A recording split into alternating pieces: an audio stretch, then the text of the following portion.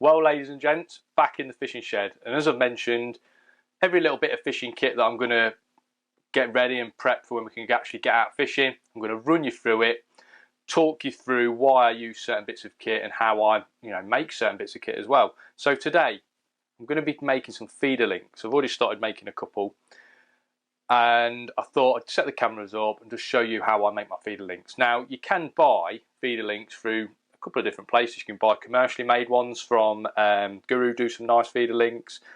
Dean Barlow, England gaffer, got to mention his name. He makes his own feeder links and he sells them as well. Both really good quality products, but I like to make my own just because they're slightly different to those two products, and also I'm really reassured that I've made them. If they do fail on me, it's my fault at the end of the day. So I've got a few components that you need to make the feeder links that I like to use. First is some sort of like chod stiff link sort of material. This is 0.45mm diameter. Just to see if the camera will focus on that one.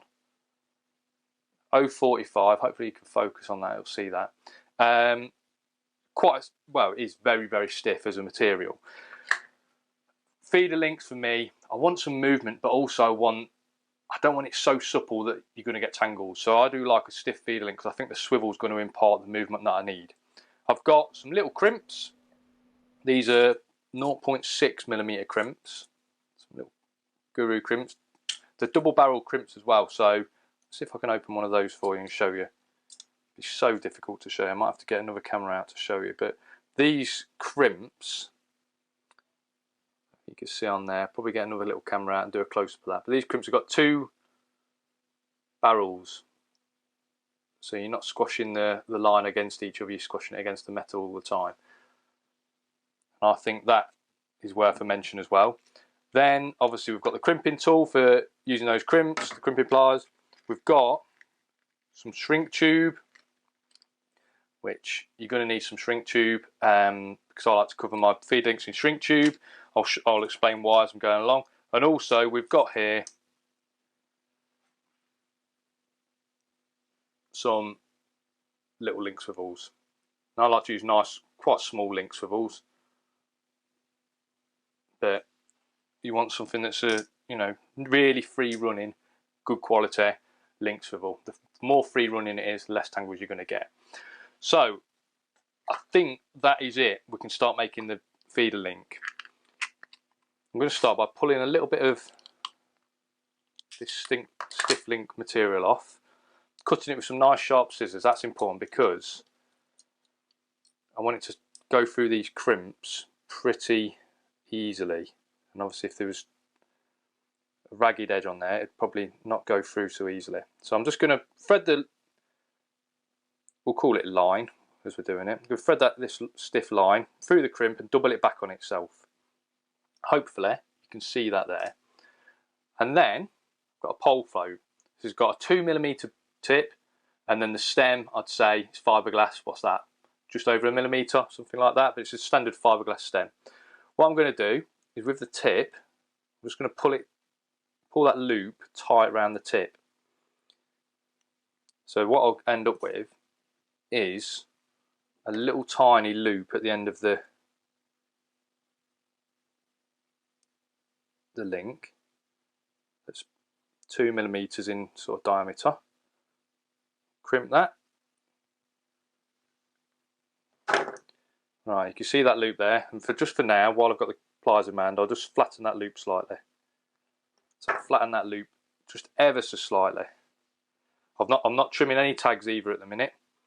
So again, I'm just going to make sure I've got a nice fresh piece of stiff link to work with. Thread it on, and this time I'm going to trap my link swivel. So double it back on itself with the link swivel attached now. So you can see there I've got the link swivel trapped on the line. Now it's a case of adjusting the length of your link. Now I'm not a massive fan on using really long feeder links. I think something that's about an inch long is absolutely perfect. Now let me explain why we use a feeder link instead of just having a swivel running on the line.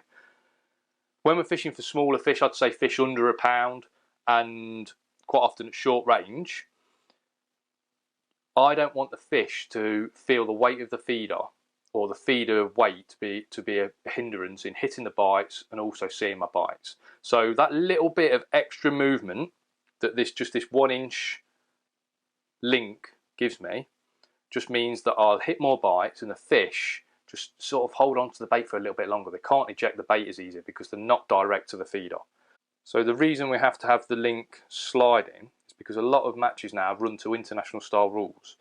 And to be honest, at short range, I do like a sliding rig. I think you lose less fish because of it, because the feeder can actually slide up the line.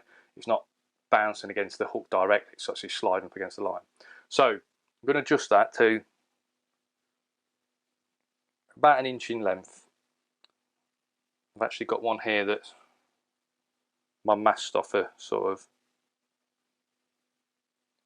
So there you go. It's a good guess, wasn't it? So I've got them two exactly the same length. Hopefully you can see this on the camera. Got those two exactly the same length.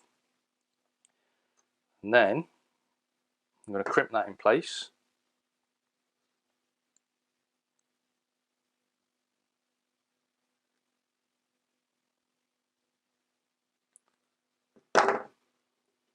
And that's a case of just trimming down. But I like to just leave really long tags.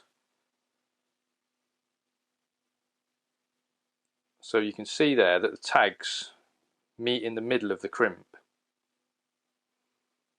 Got 2 tags, they meet in the middle of the crimp. Now, this is where the shrink tube comes in, because I'm going to thread my main line directly through the crimp, and obviously we've got a really sharp metal crimp there. It's not what I want to have touching my main line really. So the shrink tube is going to do 2 things. It's going to protect me from tangles. I'm just offering up the shrink tube there, just so it's just short of the link itself. It's going to stop me getting tangles around those crimps. Sometimes your line can just get hooked up on them a little bit, and it's just going to protect my line as well when the link is sliding up my line. So the shrink tube's on my line. Now remember that pole float we had? What I'm going to do is put the stem through this time, so it'll leave me with a nice 1mm gap, which is going to be ideal for my line to run through. And also, because I'm going to use a hairdryer to heat the shrink tube up, keeps my fingers well away from the shrink tube, and I'm not going to burn my fingers. So let's see if we can heat this shrink tube up. It's not going to go straight away, it's going to take a few seconds to go. But we'll heat this shrink tube up.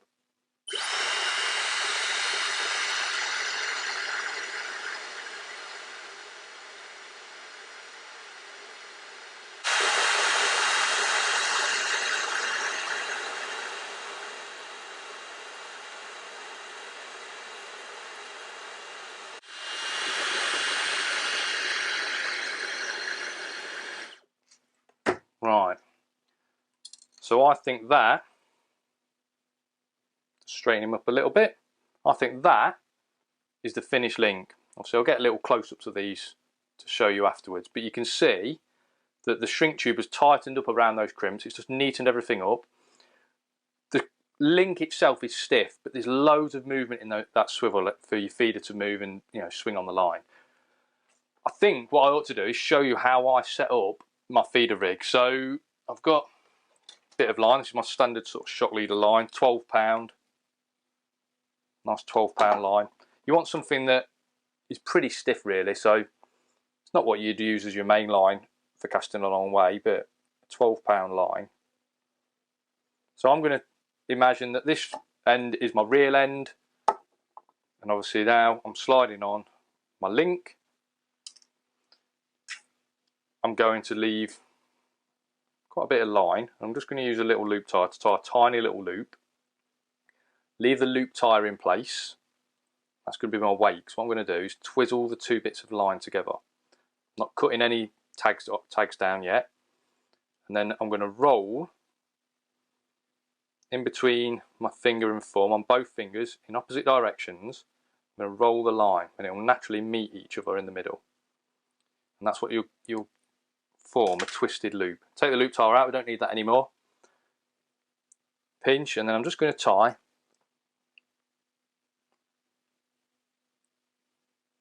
just a double overhand knot.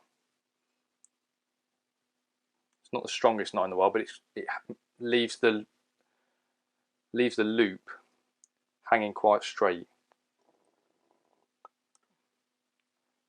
Trim that down, and then got some slot shot. Got something with a real flat edge on it. So slot shots, you can get some beads now, some gripper beads that have got a really flat edge on them, but something with a flat edge that's quite small is perfect. And then I'm going to whack 2 of those on the line, pull that down to the knot. So that loop is where I'd attach my hook length, obviously loop to loop style, and all I'd do is I'd alter the length of my hook length depending on how the fish are feeding. So I'd just cut down the hook length, take it off the spool, cut it down, and then tie a new loop in the hook length and loop to loop it on if I wanted a shorter hook length. Now attaching the feeder, clip the feeder in there. So I just want to show you how the straight edges of those slot shot sit against that link, and it kicks that twisted loop away, which obviously means it kicks your hook length away. You're going to get less tangles when you're casting out. So that is a simple running rig. Now the links themselves, okay, you can buy them. You can buy perfectly good links, but as I said at the start, I like to make my own. I like to know that they're not going to let me down, and if they do ever let me down, I've only got myself to blame. So if you've got the gear, why not give it a go?